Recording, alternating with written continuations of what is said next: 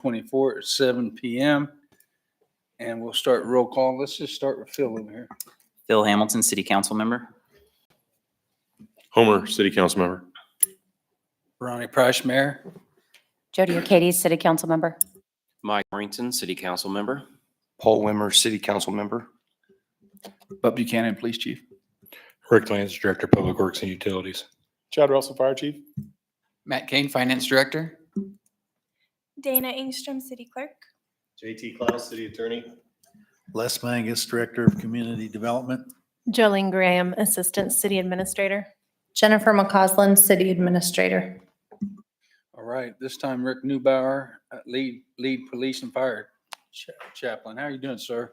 Doing good, sir. Thank you. All right, would you join me in prayer?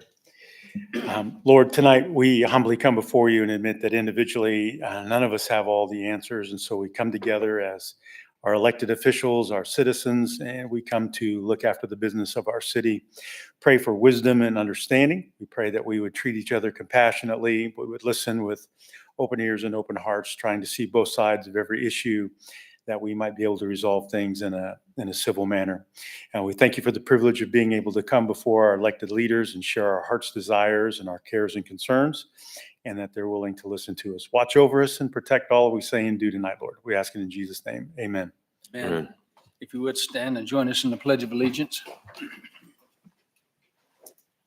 I pledge allegiance to the flag of the United States of America and to the republic for which it stands, one nation, under God, indivisible, with liberty and justice for all.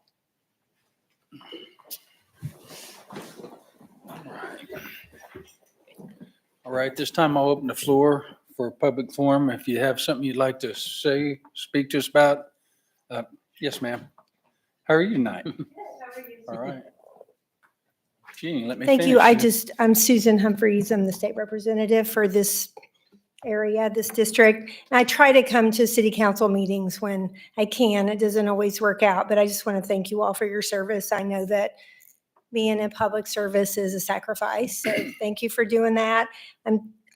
Whenever I introduce myself in Topeka or all around the state, I'm very proud to say that my district is District 99, which is a slice of Wichita and almost all of Andover. So thank you for everything you've done. And I really appreciate the citizens and everyone here. So thank you.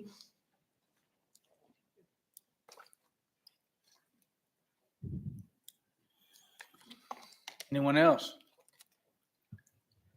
All right, public forum closed. Acceptance of agenda. Mr. Mayor, Yes, sir. I move to accept the agenda as presented. Second. Any further questions or discussion? All in favor, say aye. Aye. All opposed, nay. Motion carries 5-0. Awards, Kansas Department of Transportation Safety Award, Troy Wells, KDOT. How you doing, sir? Good. How are you, sir? All right.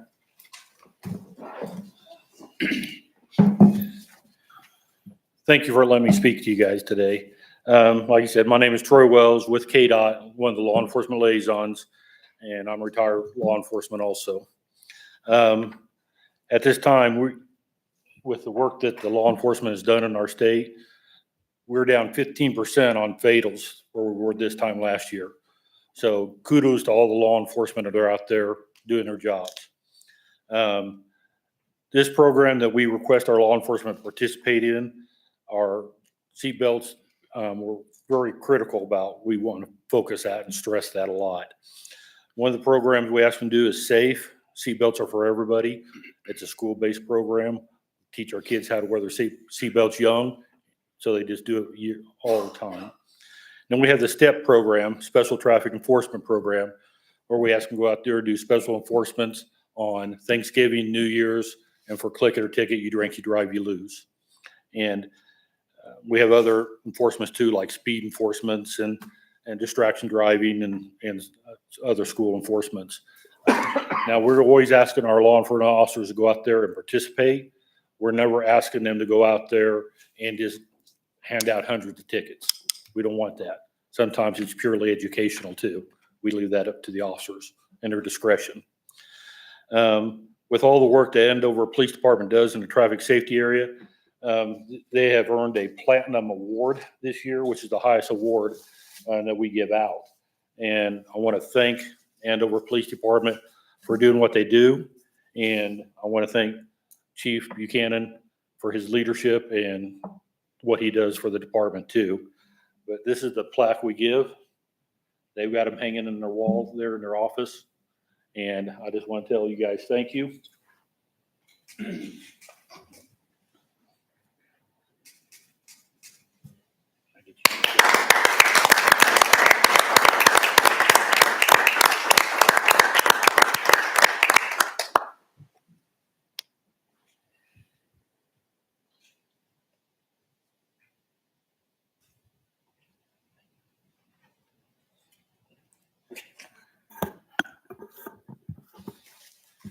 Thank you. Appreciate it. Thank you, sir. Thank you.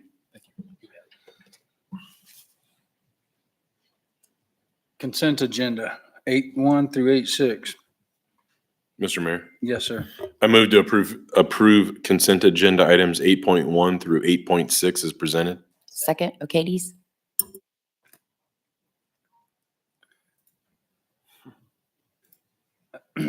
Any further questions or discussion? All in favor, say aye. Aye. All opposed, nay. Motion carries 5-0. The moment we've been waiting for. 2025 budget, 9.1, revenue neutral rate presentation. And Matt will talk to us about this tonight. Good evening, Mayor and Council. We have a couple items about the budget on the agenda for the budget this evening. We're going to go through a quick summary of the revenue neutral rate, open the public hearing for that, and then we will have to vote on a resolution for that, and then have a presentation about the budget and a public hearing for that. So we'll get started. Most of you are familiar, but for anyone who may not be, I'm going to give a quick summary of what revenue neutral rate is. Truth in taxation is what they called the bill when it went through the legislature. But for the most part now, we just refer to it as revenue neutral rate. So what that actually means is it's the number of property tax, it's the rate at which we would levy taxes to generate the same number of dollars as the previous year. So they have an example of how you could calculate that there if you wanted to find it on your own property. But for the city as a whole, the 2024 certified mill rate was 42.981 mills. That's what we're levying currently to generate property tax revenue. There was an increased valuation for the city, which meant our revenue neutral rate, the rate at which we would levy the same amount of tax dollars as this year, went down. Our revenue neutral rate was 39.504 mills. Following the revenue neutral rate, the current proposed budget does exceed the revenue neutral rate by 3.477 mills. And there's some explanations why. The cost of doing business does go up. And while I think everyone could argue that you can do business for a short period of time on the same amount of money as you did the prior year, that's really not sustainable. Eventually, services to the city would suffer. This particular year, we have personnel costs, we have additional staff and salary increases due to a salary study, as well as planning for large purchases. We're going to go into that a little bit more, all of those items a little bit more when we talk about the budget itself. But the other piece of that is that it's important to remember that Andover is a growing community. And with that, it means infrastructure has to be built and maintained, and that is costly and therefore makes it difficult to live on the same amount of money as the previous year. And then quickly, the process that we follow to allow us to exceed the revenue neutral rate is what's listed here. In June, the county clerk sends us, a step's not on there. In June, the county clerk sends to us our revenue neutral rate, and we have to reply by July 20th. You all approved that on the July 9th agenda that we would intend to exceed the revenue neutral rate this year.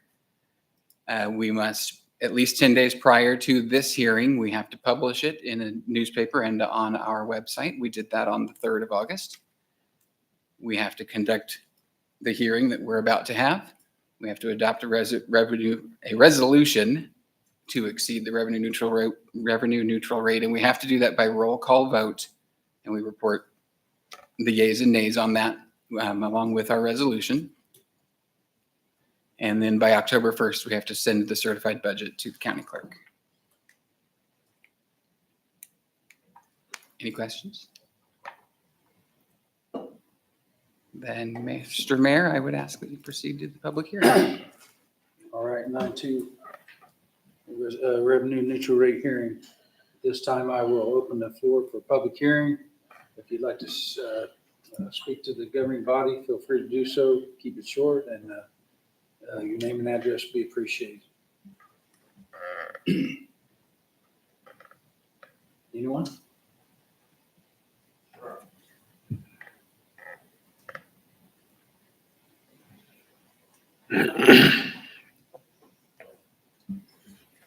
Gary Israel, 1103 West Basswood Drive. I happen to be on the Planning Commission and Subdivision Committee.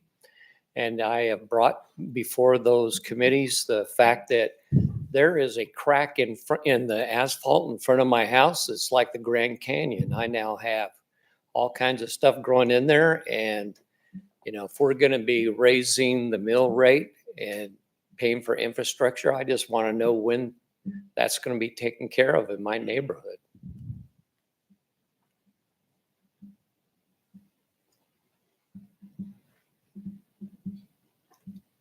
No answers? Feel free.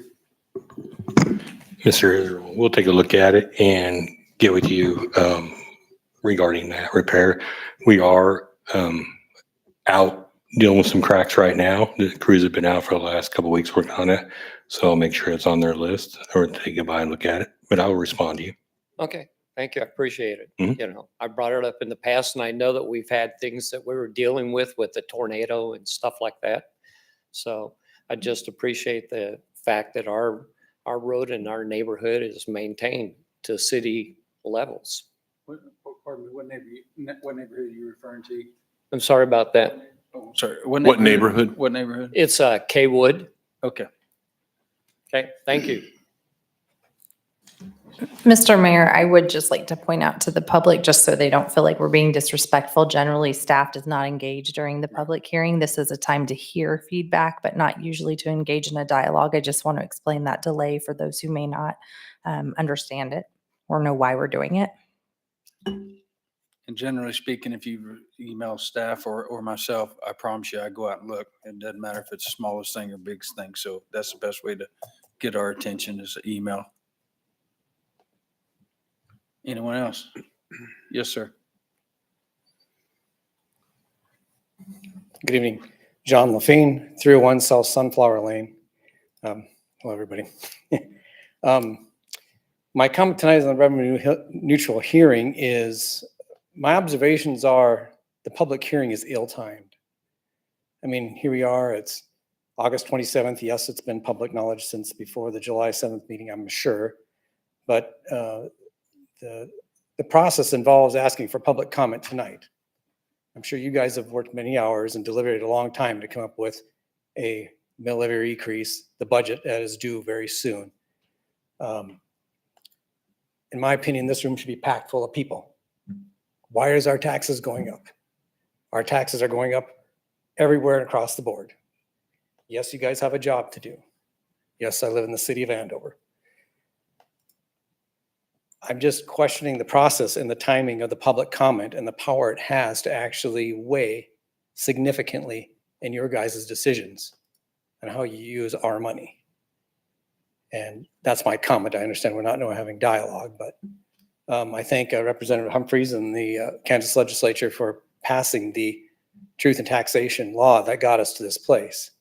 I have a question. I'm going to leave it rhetorical because this is not an engagement, but I'd have to do some studying on the law, or maybe I'll talk to Representative Humphreys later about the process envisioned by the state legislature and how the municipalities, counties, school boards enact the truth in taxation legislation and how that power is actually really reflected in the people to have significant impact on budget preparations.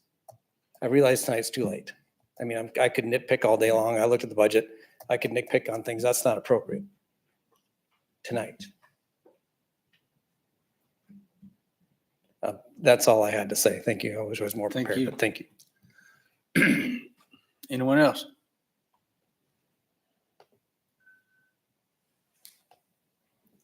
All right, public forum is closed.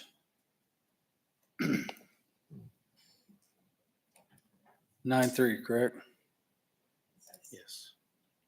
Resolution to exceed a revenue neutral rate, and Matt will speak to us again about this.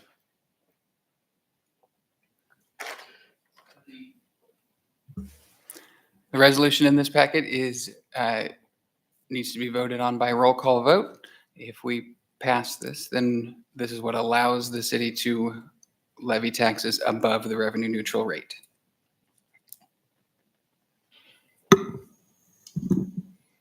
If we don't, then our maximum tax levy would be the same as 2024. Mr. Mayor, Yes, sir. move to adopt a resolution of the city of Andover, Kansas to levy a property tax rate exceeding the revenue neutral rate. Second. Any further questions or discussion?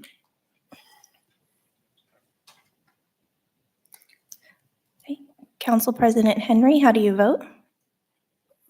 Yes. Councilmember Wemmer, how do you vote? Yes. Councilmember Warrington, how do you vote? Yes. Councilmember O'Kades, how do you vote? Yes. Councilmember Hamilton, how do you vote? Yes. Motion carries 5-0. All right. 9-4, 2025 budget presentation.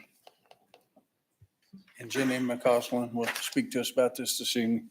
Yes, Mr. Mayor and Council, so the process you just went through is revenue neutral rate, as Matt explained very well. That allows you to either levy the exact same amount of dollars you levied last year or more. You just chose to levy more.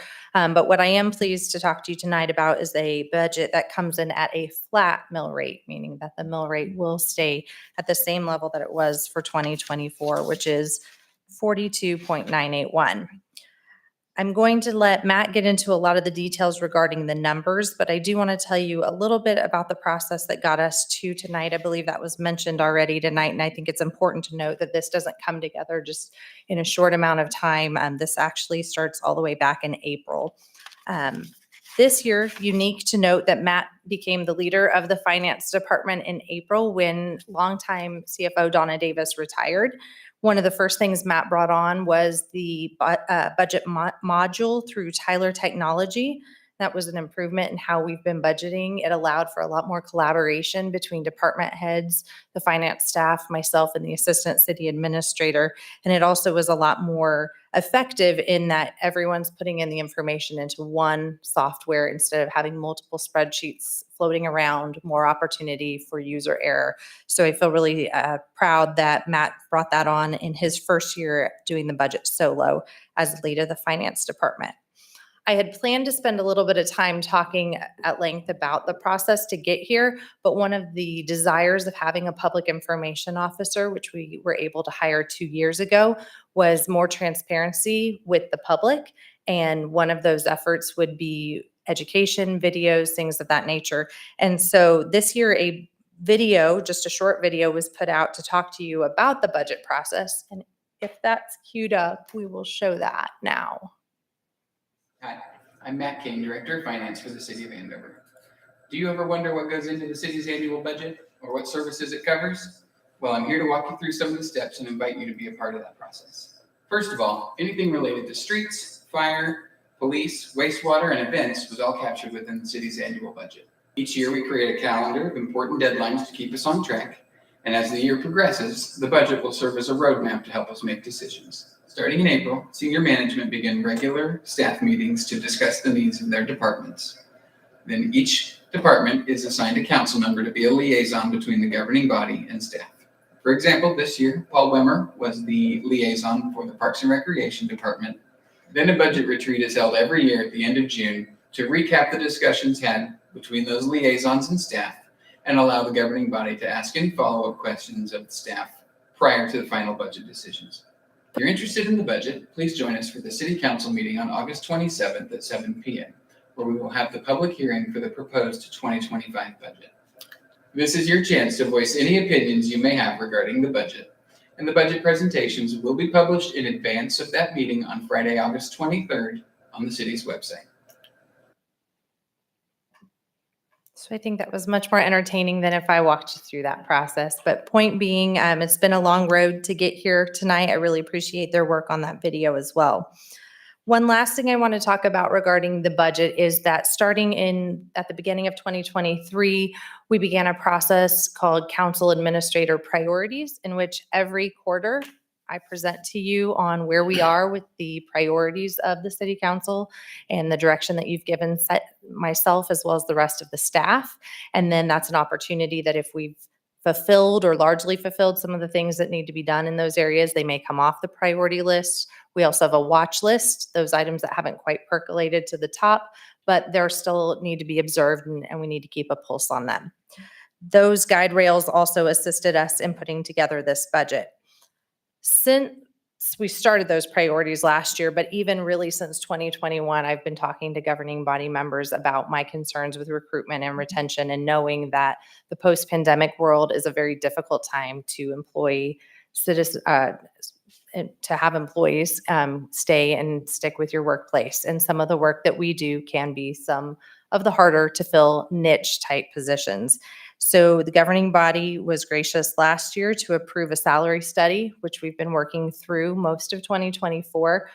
For the public's knowledge, your governing body has spent a lot of time in meetings with those consultants. Your senior staff have spent a lot of time with those consultants as well. I won't go into the details of the study, except to say that it did come out with a relatively large price tag, which was really of no surprise, I don't think, to any of us involved. We knew we were right at pay comparison pre-pandemic, and we quickly fell very behind post-pandemic. The budget that you have tonight does include 100% of the recommended adjustments effective January 1st. It includes 3 additional FTEs across the organization, which Matt will point out to you here in a moment. And it does, where possible, increase transfers to reserves, which we'll talk about the importance of that for 2026 here in a moment. Through all of this process, I want the public to know that the governing body asked a lot of really wise questions. And one of those questions at the budget retreat was, how are you able to deliver a flat mill rate and take on this really exorbitant increase in cost? And I want to dig into that for you a little bit here. While full implementation of the salary study comes in at more than $1 million, it's important to note that nearly a quarter of this is paid for by revenue streams that are not your property taxes. And so to be clear about what those are, special highway, which comes off of gas taxes, your stormwater and your wastewater user fees help pay for staff. The fire district, which is those individuals who live outside the city of Andover but receive fire service from the city of Andover. And then your school district does help pay for 4 police officers who serve as school resource officers. So it doesn't offload the majority, but it does help shift some of the burden off of purely the property taxes. Additionally, the residential median value increased across Andover by 3%, and the city was able to recognize $6.5 million in new growth. I want to be clear, you're going to hear in a little bit some numbers that are slightly different because the numbers I'm providing you do not include TIF proceeds. That's the heritage. Those proceeds go right back into that district to pay for the paving, the wastewater, the water lines, and the drainage of that particular area development. So what the numbers I'm citing here are for city at large. Those could go towards any city expenses. And that brought in right at $750,000 of new revenue based on that growth. You can tell that $750,000 is less than $1 million. So how are we making that up? I'm asking you tonight to spend down some cash reserves. That's a prudent thing to do when certain circumstances are met, and I believe we've met those circumstances. We've had a long history in the city of Andover of rolling over a cash balance at the end of a budget year higher than was budgeted. That's probably a healthy way for any organization to end a year. But to give you some perspective, we are budgeting, which means we will roll over more, $3.2 million on January 1st. So to spend down cash of that means to spend down $400,000 of that $3.2 million. An important point here is that $400,000 is less than our total capital purchases for 2025. Capital purchases are, sometimes we call them one-time purchases. I don't know if that's entirely fair. Those are things like lawnmowers or various pieces of equipment that we might use. Not one time, maybe every 5 years, maybe every 10, depending on the piece of equipment, but they aren't turning the electricity on. They're not paying payroll on a biweekly basis. They don't keep the organization running day to day. They are the things that in hard economic times, you could delay a year if absolutely necessary. Those are the things that you would want to spend cash down on, not in order to keep the organization running. So I want to be clear in that distinction. The most important thing Matt already talked about, Andover is a growing community. We have no indication that that growth is going to slow. We have a robust planning and zoning department that has a site plan review process. We are well aware of a great many businesses, subdivisions with early before they're ready to start pulling permits. We can see what's coming down the pike. And as far as any of us can see, the growth of Andover is certainly not in jeopardy. For 2026, it will mean that we need to shift our focus back away from day-to-day operations and back towards those capital purchases. And as I said earlier, I wanted to come back to that. That's why we're going to put a little bit more towards reserves where possible. But even that, I want to tell you there's a fail-safe. We only make transfers to reserves at the end of a budget year. So if something has happened in a given budget year where that's not a prudent decision to put that much money back into reserves, we'll only put what is prudent to put into reserves. We will stay within our budget authority. I'm very proud and confident to present to you tonight a budget that strikes the balance between those things that our residents request and demand of the city of Andover, as well as being mindful of taxpayer dollars. And the last piece of gratitude I'd like to show before I turn this over to Matt is to the senior staff for being very engaged in a more collaborative team approach to budgeting this year, to Matt, whose first budget, this was his first solo budget, and Jolene as our first assistant city administrator over finance. And then finally to each of you, because there is a tremendous amount of time and learning, especially for those of you that are newer to your roles. I appreciate you taking the time to learn all that you can to help us make informed decisions. Matt, I'll turn it over to you. I want to make a few comments that kind of build on that. As Jenny said, we were tasked with somehow absorbing a 7-figure salary increase, and we tasked staff with doing so in a way that we wouldn't have to raise the mill levy compared to 2024.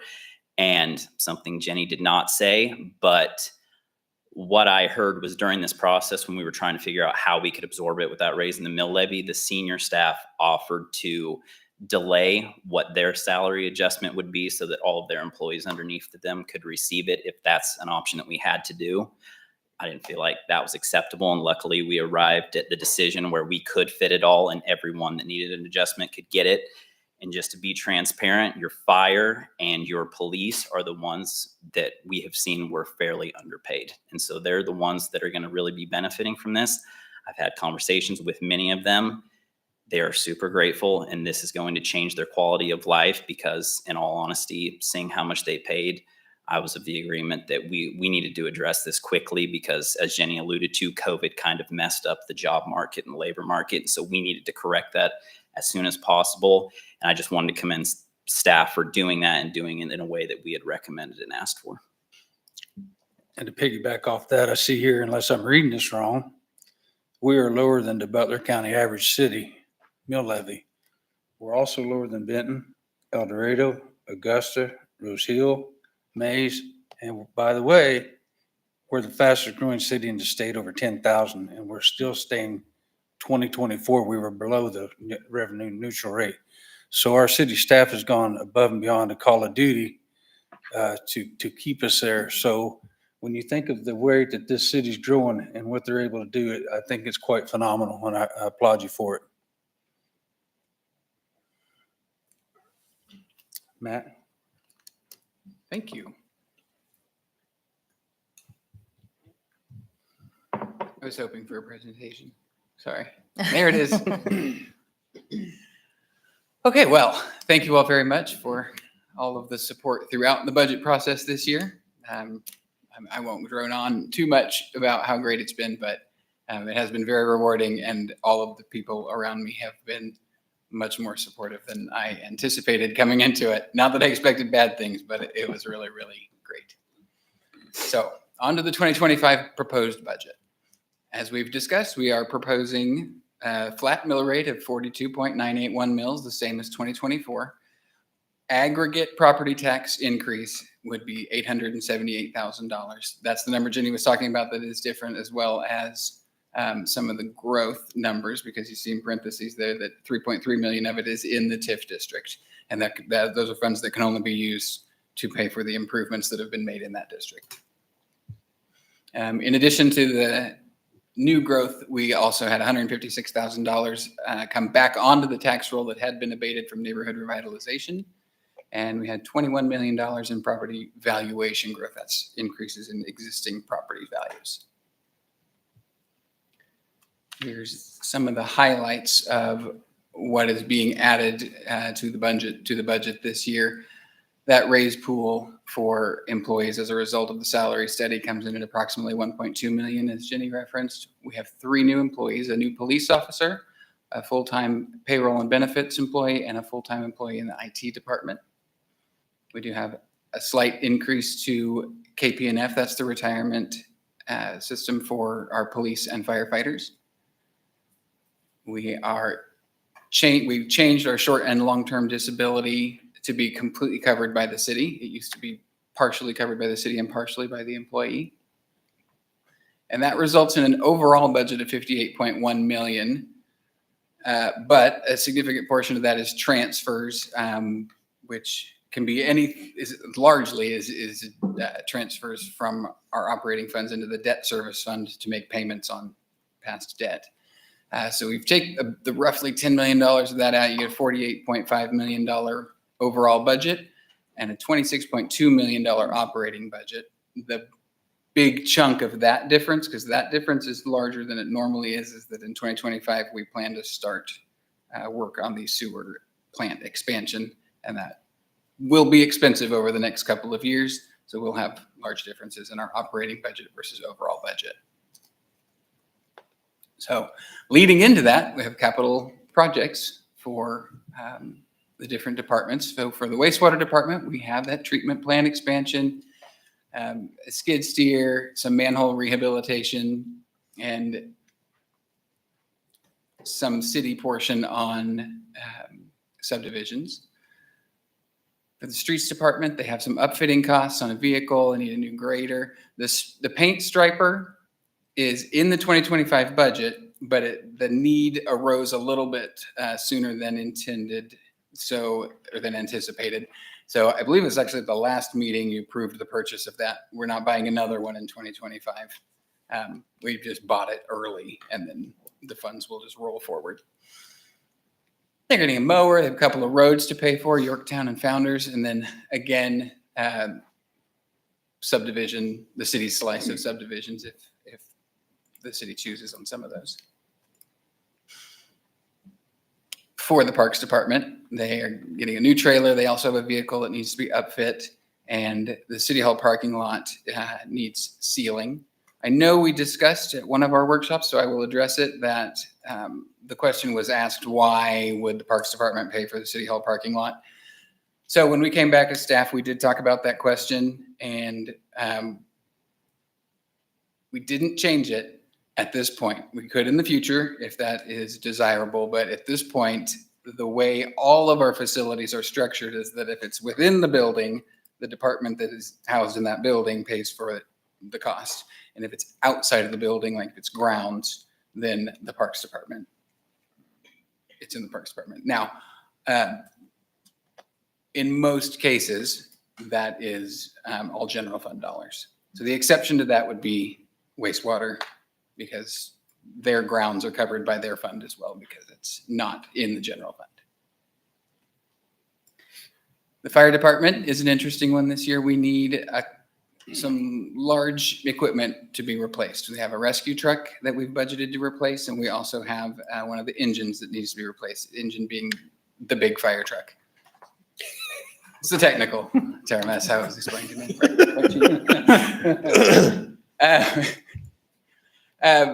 This is also where the largest increase to reserves comes from, because in 2026, we have to purchase new breathing apparatus.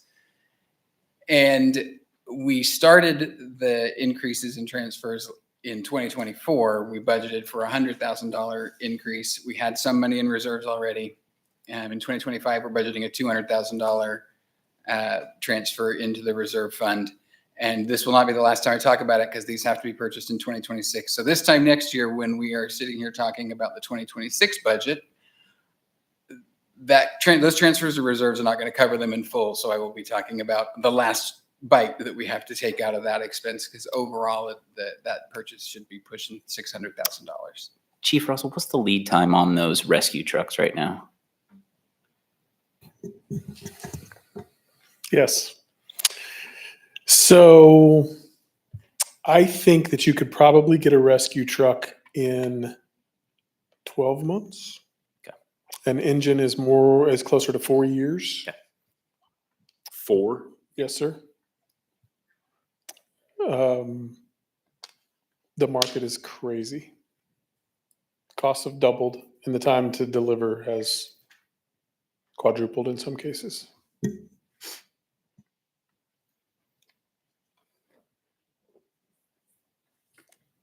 And then here are the remaining kind of miscellaneous department capital purchases. We are doing a logo update that is being housed in the admin budget. The golf course is getting mowers and irrigation improvements. Dispatch, that CAD and RMS system will continue to have ongoing costs. That will probably, well, not probably, eventually will become an operational cost. So it will stop appearing in their capital improvements. But for this year, it's still there just to keep it kind of top of mind. The police department needs mobile radios and cameras. The recreation department needs a UTV to maintain the fields at 13th Street Sports Park. And then as with the other streets department and wastewater department, subdivisions sometimes get a piece. So same with water department will pick up a percentage of some subdivisions improvements. This is mill rate data for different cities in our area. As the mayor already indicated, I'm actually not going to stay on this slide too long, because if you want to look at the data that drives it, here it is. But this is the visual representation of mill rates in our area. This is overall mill rates. This is not just the city, but this is what you pay total mill rate on your property, depending on where you live. So, as the mayor indicated, we are below the average in Butler County. And unfortunately, we no longer carry the distinction of being the lowest in Butler County, because there have been a few cities that had large reductions. We, for the first time in a long time, I don't know the exact number of years, but in a long time, we actually are lower than a Sedgwick County city. So we are pretty proud of that. We do work hard to try and keep these mill rates low. Matt, would you explain to me the difference between Mulvane's Sumner County and Mulvane? What the differentiate that for someone like myself? I sure will. So if you look at the size of the gray section there, Sumner, that's the only Sumner County city on this list. All the rest of them are either Sedgwick or Butler County. But the gray portion is what is levied by the county. So all of the ones in Sedgwick County, I don't have that number right in front of me exactly what it is, are smaller. In Butler County, the county itself is relatively close, but you can see that the county of Sumner County is levying quite a bit more, as well as the state section. Let's go back. JT, you have something to offer? I thought it just explained the difference for you, Mr. Mayor. Would you please? The casino is located in Sumner County, and Sumner County was ordered to pay a 7-year rebate for taxes that were overpaid. And so all of the entities in Sumner County had to pay that judgment back to the casino, and that's why the Sumner County side is so much higher. City of Mulvane had to pay that back as well, which is why Mulvane is higher. The overall amount of that rebate exceeded $15 million for just the city, for instance. So that's why they're different, and it's particularly harsh in Sumner County because, of course, the casino is actually located on the Sumner County side, if that answers your question. Okay, thank you. I was just curious. That was a much better answer than mine. Thank you. Matt, on the previous chart, the mill levy comparison chart, on the far right-hand corner, it says 2023 total levy. Is that 2024 total levy? So this is kind of confusing because 2023 is correct because that is the levy based on the 2023 value. And then we receive that revenue in 2024. So yes, it's the revenue that we're receiving right Okay, now, all right. but it's based on the value in 2023, which is why we refer to it as the 2023 levy. Okay. Jenny, can we publish this on our social media and website so others can see that we are one of the lowest and also lower than at least one or almost several in Sedgwick County as well? Sure, I know that is our plan if it's not already out there, but your public information officer is here tonight, so I'll let her answer her plans for that. We were on the verge. That's been on my list. I looked last year to see when we posted that on social media, and it was actually after this meeting. So I was waiting until after this meeting to post it, but we're very close to finalizing those details and have the publications ready. So Good. Yeah, I think it's important for people to see that we're not that much more than other places in Sedgwick, and we're still one of the lowest or primarily under the average in Butler. So just want to make sure people see that, and maybe, that can cut down on some of the complaining that we're so much higher and we're not so much higher. Thank you, Megan. All right, yes, questions? Are there any questions? Matt, and maybe less as far as the planning and zoning, what makes the taxes go down, right? I mean, because there's only two things certain in life, death and taxes. So what would make taxes go down? Would that be rooftops, more rooftops in Andover, potentially? I'm going to take that. I think that's, in all fairness, I think that's a little bit of a loaded question, Councilman Henry. There's a lot to consider when you talk about growth, right? So what we know is the more rooftops and the more residents you have, the more services you need. And so sometimes there's some economy of scales when you're able to do that in a compact area. But if you say have a subdivision, and this might be where Les would be able to speak up a little bit as well, where you have to extend services, utilities a greater distance, or now your police, your fire, everybody's got to travel further, there can be additional costs to that. Your police department is one department that is very much a function of their department grows as we grow. And that's for very good reason. You do not want to leave your staffing levels where they were in a rapidly growing community where they were 5 years ago, or you will not be able to keep up with the call volume. Your fire is much the same way. And your fire department, as we already said, also serves your fire district, which is outside of the city. So I think the things that maybe could be considered when you're talking about what could lower taxes, maybe for residents would be if you had some significant business growth. Our businesses are assessed at a rate of 25%, whereas your residences are assessed at 11.5%. So whenever you can shift in Andover, we are very heavy on residents. There's no doubt about it. If you look at the tax burden and you look at the makeup of who pays taxes in the city of Andover, it skews high towards residential. So as you're able to add more and more businesses with higher and higher values, then that would begin to have the effect of lowering the taxes for the residents. Does that answer your question? Yes, thank you. By the way, our sales tax revenue is going up and has gone up even during COVID. So that's part of it. I remind people all the time, we're a city of 15 to 16,000 people, whatever your number is that day. And we share our city with north of 30,000 people in the school district. So again, it's just quite impressive to think that we can keep our taxes as low as they are when we share our community with so many other people.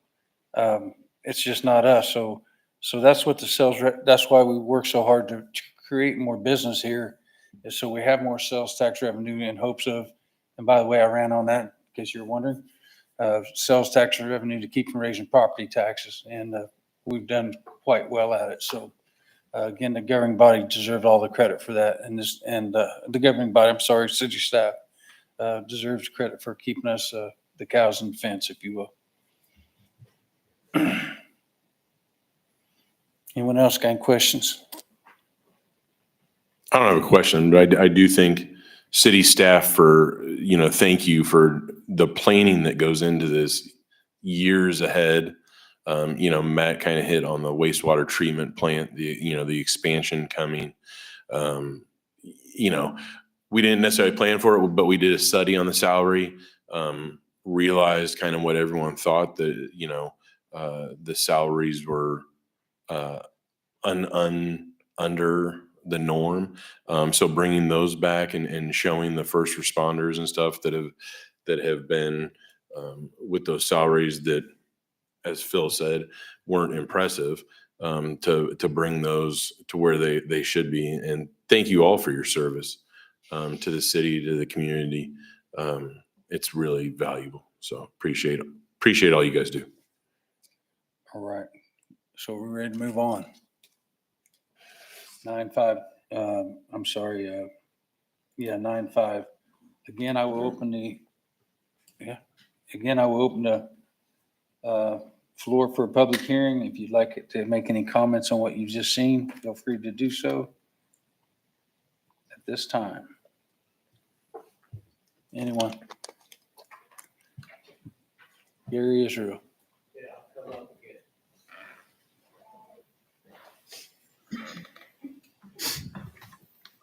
Gary Israel, 1103 West Basswood Drive. I apologize for bringing up my little personal issue during the wrong time, during the city council and during the budget hearing.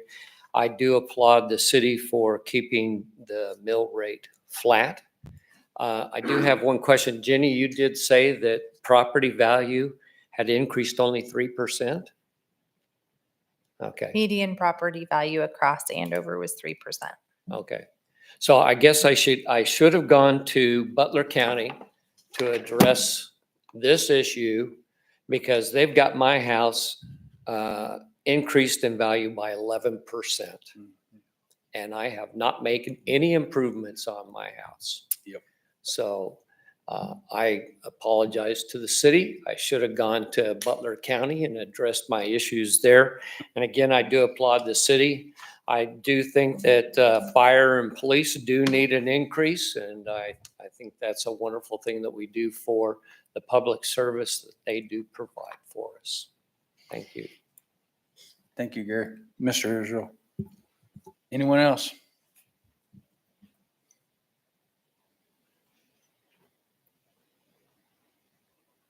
All right, this time I'll close the public hearing. 10.1, bid award golf course irrigation project, and Rick Landris will talk to us about this. Mr. Mayor and Council, before you is an award for a bid award for some water line improvements to the irrigation system on the golf course system. You may recall earlier in the year, we brought to you for a pump replacement for $33,000. We noticed in doing some of our routine inspections that there was an issue with the pump at the well, and was going to need replacement soon. The lead time on that is rather long. So we went ahead and got authorization from the council to go ahead and order that. It's about $31,000. Your wastewater department will actually make that pump replacement, so you'll save on the labor costs for installation on that. It does not include the motor on top of it. Their staff out there felt confident that they were okay with that motor, and should it fail, that they could get a replacement on that. But due to the way pumps are right now, the replacement time on those is rather long.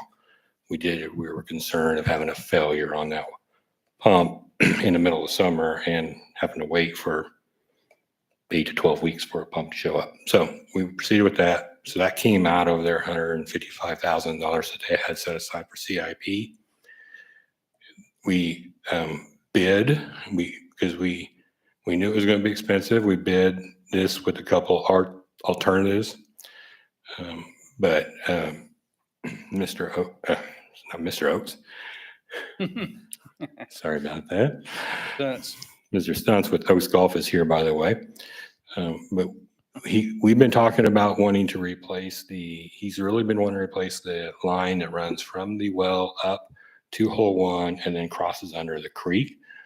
That is a single point of failure. No matter what you do, if you get a break in the line in that section, the system is down until you can get it replaced. We did have one this year that was down, and your wastewater department went out and assisted in getting that repair done and completed.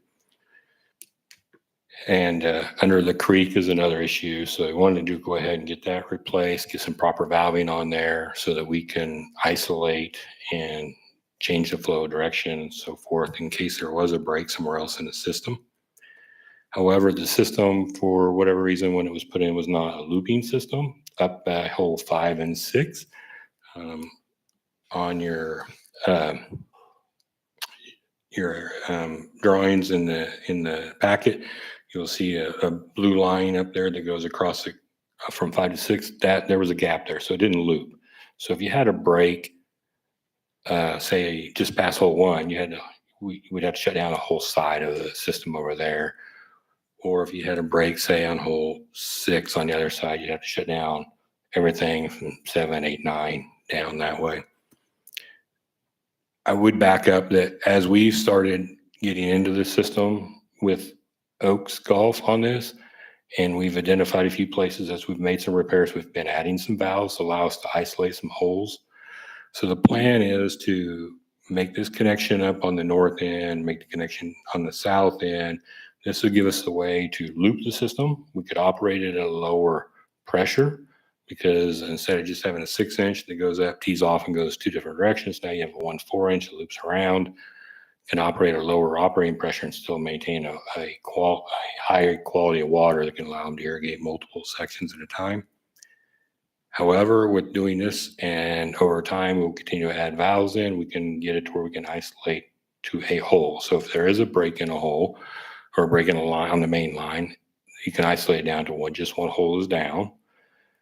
That way there's less stress on the course, there's less stress on the people working on everything to get it back up and operational, less pressure to try to turn it on maybe when it hasn't quite cured out properly as far as the repairs. This does exceed their remaining dollars in their CIP, because this option, well, these two options come to about $199,442, and they have a balance left of about excuse me, my watch is going off here. 120 some thousand dollars. I don't have the math right in front of me right here. 124. So to make this work, we're going to borrow basically a little bit of money from the park CIP, pay it back out through next year's CIP. So float it across. We won't need that money until next year, because we'll be working on the lodge throughout the year. We can use it then. So, and then I did reach out with Mr. Stunts, went over all this.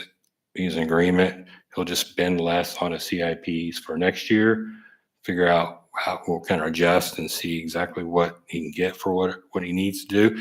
We'll continue over probably the next several years to work on the irrigation system. That is the priority 1 for the golf course right now. Water is super important to a golf course, especially on the greens. In Kansas, it's super, super important. I would comment, since we're talking about water, what they use a combination of what we call surface water and well water out there is not City of Wichita Water. It's for two different rights that they've gotten through the state. So anyway, I guess in closing, what I would say is staff has recommended with the concurrence from Oaks Golf that this is the way they would like to proceed. Staff is recommending to go with that and get this system up, get in a looping system. Hopefully we can operate at a lower pressure, maybe reduce the breaks that are happening, but also build in a little bit of security by having a multi-feed direction and getting that one section where if it goes down, we're just shut down into a new isolated method that is a lot more secure and able to be maintained and operate with a higher confidence level of confidence. If anyone has any questions, and I know Mr. Stunts is here from Oaks Golf. I almost called him Mr. Oaks again. Is here for any questions too, if you have any questions for either of us.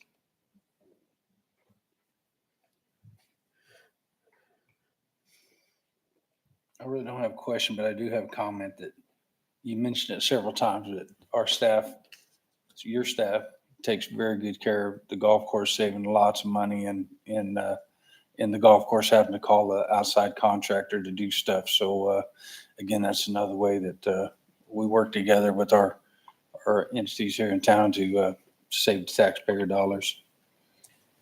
Thank you. Yes, our staff, I am blessed to have a great staff, both on the park, well, all of them, but the park, in this particular case, the park and the wastewater staff has some very great employees that are able to help and assist in some of these cases.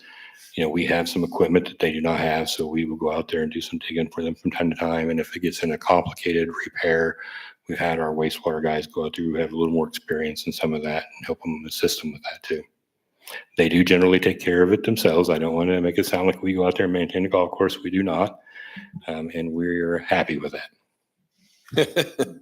I'm not Mr. Oaks, I'm Mr. Stunts with Oaks Golf.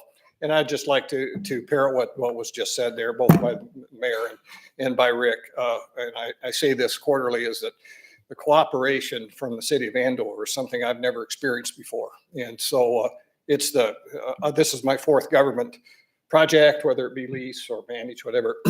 And I've never had this much cooperation from the city. And so I just feel like I've got a tremendous partner in the city of Andover, and am very determined to continue to try to provide a facility that the city can be proud of. So thank you. Thank you. All right. Any questions? Are we going to have any kind of, are we going to have to replant or anything with the lapse in irrigation that we had over this summer and stuff? Are we going to have to replant any grass or anything coming up? Just did it on Monday. A couple of the greens got damaged enough that they really weren't going to restore themselves. And so we did a seeding project on hole 3 and hole 5, portions of the green that were damaged. And we will continue to go around. We have a small amount of damage on most of the greens, and we just do a little seeded top dressing to do those. And that's underway at this point. And 3 golf courses I know of in Wichita got totally destroyed this year. So it's been no small thing to keep Yes. keep it going. A lot of winter damage too. And we had a little bit of that in our fairways, the Bermuda grass, but obviously we did the project on hole number 4, the first half of the fairway in zoysia grass, got good results, real pleased with the results. And so we'll have a sample of where we want to head over the next couple of years. All right. Thank you, sir. Is it fair to say, and I'll just ask Rick, or even if the mayor knows, but would it be fair to say that if we didn't have the partnership that we do with Oaks Golf, that we wouldn't have, the municipal golf course wouldn't be where it is today? Or I would say probably what you would have saw in your renewal agreement would have been a higher operating fee, unless, if you may recall, we did not have to do CIP purchases for new golf carts that was originally planned. Instead, Mr. Stunts through Oaks Golf is applying the golf carts. They went through a lease, and that's coming out of his side of the house. We're not participating in that cost. So you would be a higher cost to maintain the 7 level because those expenses would have gone up. And so, or you would have saw an operator maybe that was not willing to renegotiate. And We had some options. We did not have an abundance of options when we did this last time. I should say too that Mr. Suns has also got a very good rapport with, he gets a lot of volunteers come out there, works for nothing, just to make sure the golf courses. So even the citizens around the Green Valley have work days and such, don't they? Oh, absolutely. They've been tremendous. Several of them just really enjoy helping us out and do a lot, as you mentioned, do a lot of things for no compensation. Yes. I get pictures every time they do it, believe me. All right, thank you. All right, can I get a motion? Mr. Mayor, Yes, sir. I move to accept the lowest qualified bid from Noah Construction, Goddard, Kansas, to the not to exceed amount of $199,422.50 and reject all their bids and authorize the mayor to sign the contract for the golf course irrigation project. Second, Hamilton. Any further questions or discussion? All in favor, say aye. Aye. All opposed, nay. Motion carries 5-0. 11/1/2024 UPOC ordinance, and Buck Buchanan's going to talk to us about this. Mayor and Council, thank you for allowing me to bring this forward to you. This is changes by the Uniform Public Offensive Code that's been produced by the Kansas Leagues of Municipalities. Each year where we bring these to you because there's been changes, some of them are minor, that the state laws change, and the league comes in and makes these recommendations into the books, and then we present them to our city attorney. JT reviews these, and then we present them to the council for adoption into this book. A lot of minor changes this year. I won't go over every single one of them. You have the packet in front of you. It's some of them really doesn't apply to us much. One particular is, I saw interesting on this, is that we do not make barbed wire a crime when placed atop a 6-foot fence. I'd never seen that before. Thought it was interesting. That's one of the changes they do, as long as it's for security purposes. Other major changes, I should say major, is disorderly conduct. It was because of an ordinance Wichita. It was unconstitutional in its disorderly conduct. Using offensive profane languages. It's one of those, I haven't seen any of our officers write someone for that, but usually there's got to be a threat. There's more than just yelling at someone or screaming at someone. But it was just so wide out there that the state Supreme Court said, no, you're not going to do that. Some other ones that are changing is the possession of marijuana, possession of drug paraphernalia, and unlawful possession of a controlled substance. They all three are pretty much the same as far as what the rules change to, where if someone's seeking medical attention, I can't arrest them. So obviously if you got someone going to the hospital, I'm not going to arrest you when you're trying to seek medical attention if any of these three occur. So those are pretty much the three major issues with that. There's a few other minor ones in here. The code book, that's one thing that we have to order so many of them. City clerk had to have 3 to have those available during public hours. We do have that, and we'll probably still have that because we have our court clerks down below and then upstairs as well as far as our courts. So that'll still be the same way. We'll have the books here, but those you are governed by this book. Any questions? Mr. Mayor. Yes, sir. I move to adopt an ordinance enacting the Uniform Public Offense Code for Kansas City's 40th edition as published by the League of Kansas Municipalities in 2024. The OPOC and amending Chapter 13, Article 1, Sections 13-101 of the Code of the City of Andover, Kansas. Second, O'Cades. Any further questions or discussion? All in favor, say aye. Aye. All opposed, nay. Motion carries 5-0. 11/2/2024 STO ordinance, and Buck will again speak to us on this.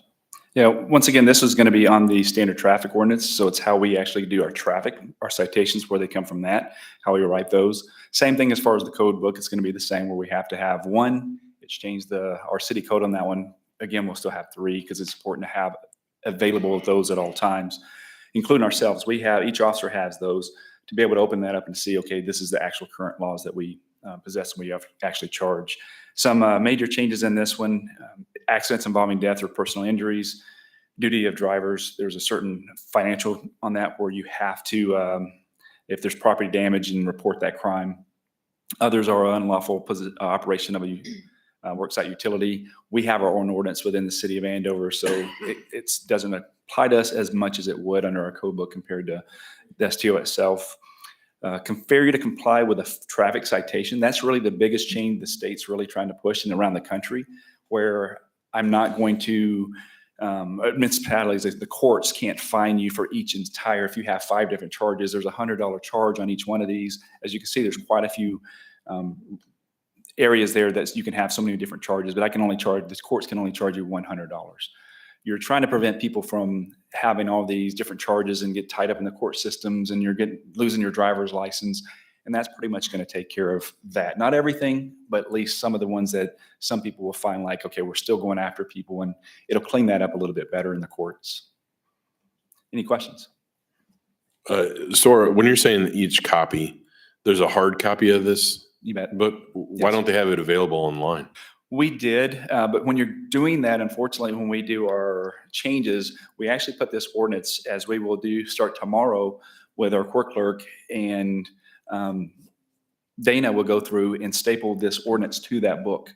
So the changes that we've adopted aren't necessarily going to be online to show that the city could have theirs a little bit different. So electronically, we just don't put them on there. We just have them available. It's not required to do it online. Thank you, Mr. Mayor. Yep. I move to adopt an ordinance enacting the standard traffic ordinance for cities, 51st edition, as published by the League of Kansas Municipalities in 2024, the STO, and amending Chapter 18, Article 1, Section 18-101 of the Code of the City of Andover, Kansas. Second, O'Kades. Any further questions or discussion? All in favor, say aye. Aye. All opposed, nay. Motion carries 5-0. 12-1 logo and branding redesign, Gretman Group agreement, and Megan is going to talk to us about this. Good evening, Mayor and Council. For your consideration tonight is a contract with the Gretman Group as presented for the redesign of the City of Andover logo. Just to give you some history on the process so far, during the December 2023 City Council workshop, the potential redesign for the City of Andover logo was discussed. City Council members expressed their support for this initiative at that time. The current logo for the City of Andover has been used for many years, since the 1990s to be exact. Given the substantial growth and changes in the community over the past 3 decades, a logo refresh was deemed necessary. An RFP was sent out on April 12th, 2024, put out on the city's website, and we received 36 submissions, which is a lot. Out of the 36 submissions, 8 were local forms here in Wichita. A selection committee was formed then to review and rank the submissions. This committee consisted of Mike Warrington, City Council member, Terry Rombeck, Director of Communications for the Andover Public Schools, Jennifer McCausland, City Administrator for the City of Andover, and myself, Megan Shapaw, Public Information Officer for the City of Andover. If the contract is approved tonight, city staff will begin to work with the Gretman Group starting in September, and a new logo will be rolled out this spring 2025. Unfortunately, Gretman Group was not able to be here tonight. So to give you just a brief history, they have been around since the 1990s. They are located downtown Wichita, and some of their past work includes, but is not limited to, Hutton Construction, Spirit Air Systems, Wichita Eisenhower Airport, and last but not least, the City of Wichita. They just went through a big refresh of their logo as well. The total cost for this is $30,000. An initial $5,000 will need to be paid to get started, and then invoices will be sent out on a monthly basis for another $10,000 in 2024. This will be paid from the administration budget in 2024, and then the additional $15,000 will be budgeted for the 2025 budget, which will come out again of the administration budget. JT has reviewed the contract that's included in your packet, and I am here to answer any questions you may have. So Megan, I'm just a numbers guy. I'm not going to pretend to be a branding and communication expert. What would success look like here after we branded it? I know Wichita had success with, the flag and the statues. Like what would success look like? And we could say, yes, we accomplished not just a new logo, but we accomplished this as well on top of what we did here. Sure. So one of the biggest things to me is that comprehensive plan that we put into place. That was a big identity, was a big discussion in that. What's the identity of Andover?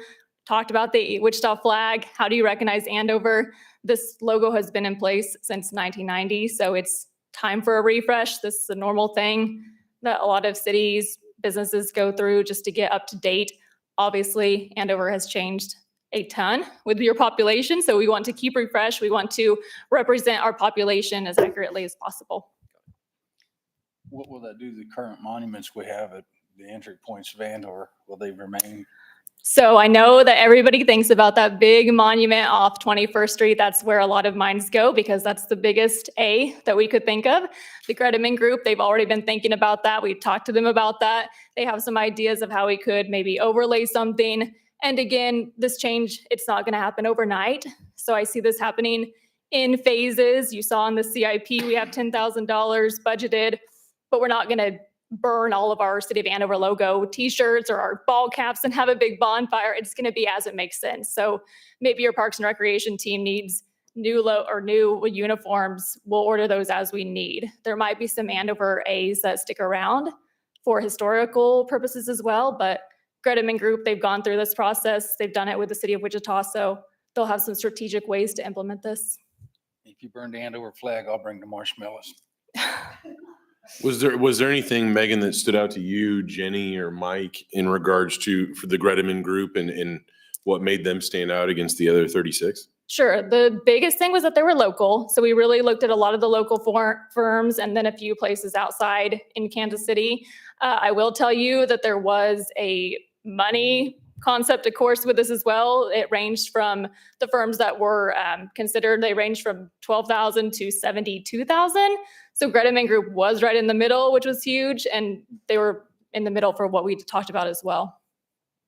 I would like to say, on the rebrand, I don't think the mayor has a coin currently that he hands out, but I know he does hand out pins. So I'd like to put that on the list for a coin, and maybe it'd be cool to have the old logo and then the new logo, on that coin. So I just want to throw that out there that the mayor needs a coin to give out to the community, that kind of like the Chiefs do, with their coins. I just think those are cool to get if you do something good for the mayor.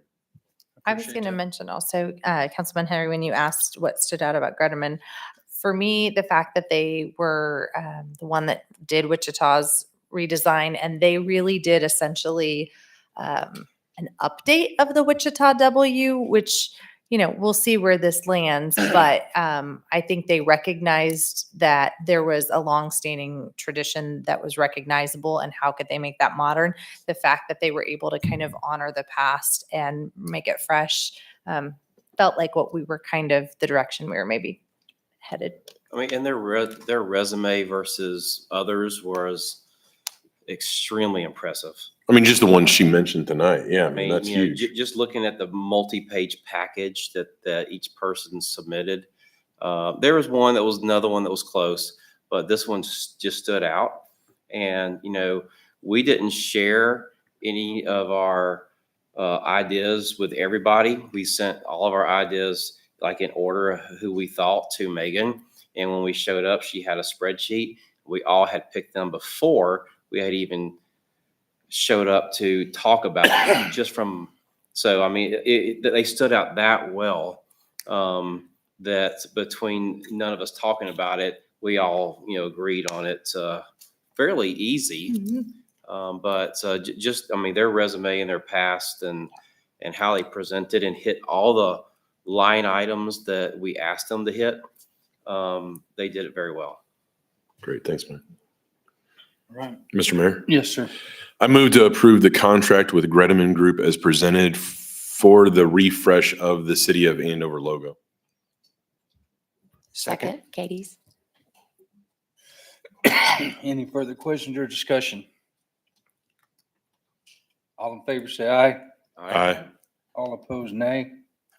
Motion carries 5-0. Mr. Mayor? Yes, sir. I move to recess into an executive session for consultation with the city attorney for the public body or agency which would be deemed privileged in the attorney-client relationship per KSA 75-4319B2. Session to include governing body, city attorney and associate city administrator, assistant city administrator, and director of community development, and resume open session at 8:26. Second, Hamilton. All in favor, say aye. Aye. All opposed, nay. Motion carries 5-0.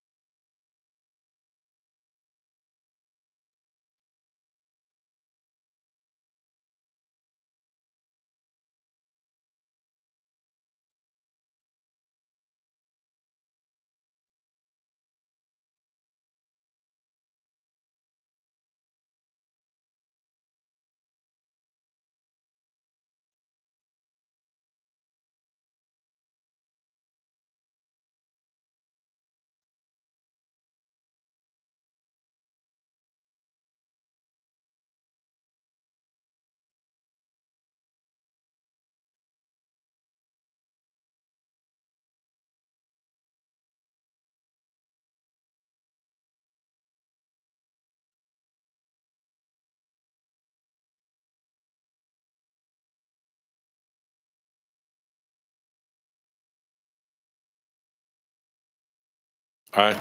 All opposed? 5-0. Mr. Mayor, Yes, sir.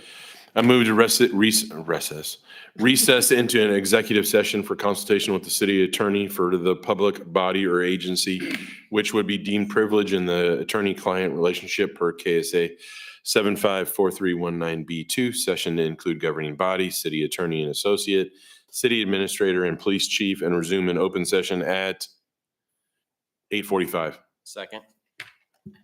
All in favor, say aye. Aye. All opposed, nay. Motion carries.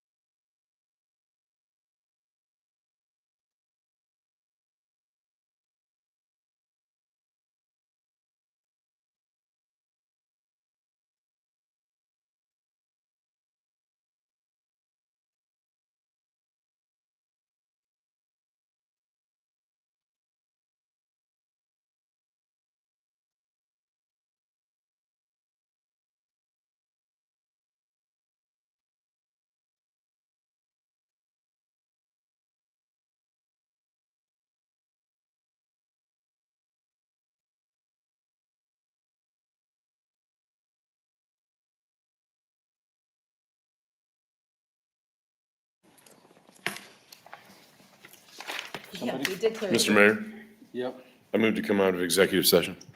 Second, Hamilton. All in favor, say aye. Aye. All opposed, nay. Motion carries 5-0. Member items, any, start with, I'm sorry, I just drew a blank. Paul. I don't have anything at this time, Mr. Mayor. Just to remind everyone, have a safe Labor Day holiday and see you in September. Just that already? Yeah. I don't have anything. I have nothing. Had a great weekend. Took part in the McConnell Air Force Bay Frontiers in Flight on Saturday. Stayed out there with my son and his friend for a majority of the few hours. Saw the Blue Angels take off. So glad I got to do that with them and take part in that, even though it was super hot. Some activities coming up, Greater Andover Days. Make sure you sign up for the activities. There's a first responder 5K coming up in October, I believe, as well. So plenty of 5Ks to get under your belt. Pickleball tournaments, other stuff at the Greater Andover Days, other activities that you can see. Cornhole tournament. We've got the Chamber Cornhole tournament coming up, so a lot of cornhole coming up. So really excited for events that are coming up here in the city. So thank you. That's it. I don't have anything. Mr. Mayor, I did want to mention that you will all be voting on the budget at the next meeting. I wish that I had said that when we did the budget presentation, but you had your hearing tonight and that was intentional, just in case during the hearing there had been something you wanted us to go make edits or changes to anything. We didn't want to be presumptuous. So you will, when we tell you to all stick around and sign the budget, that'll be next time. So Thanks, Jenny. Seriously, I tell you, people don't understand how hard y'all work to keep us, below the range and all that stuff. And we're growing the way we're growing. It's truly phenomenal. And the governing bodies, this one and the one prior, we're always thinking about all of them prior, so we do the best we can for the people we serve, and I'm proud of everybody. So thank you very much for making me look smart.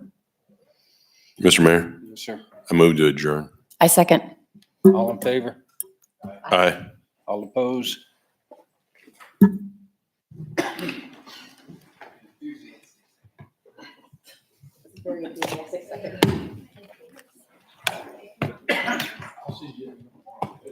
Okay.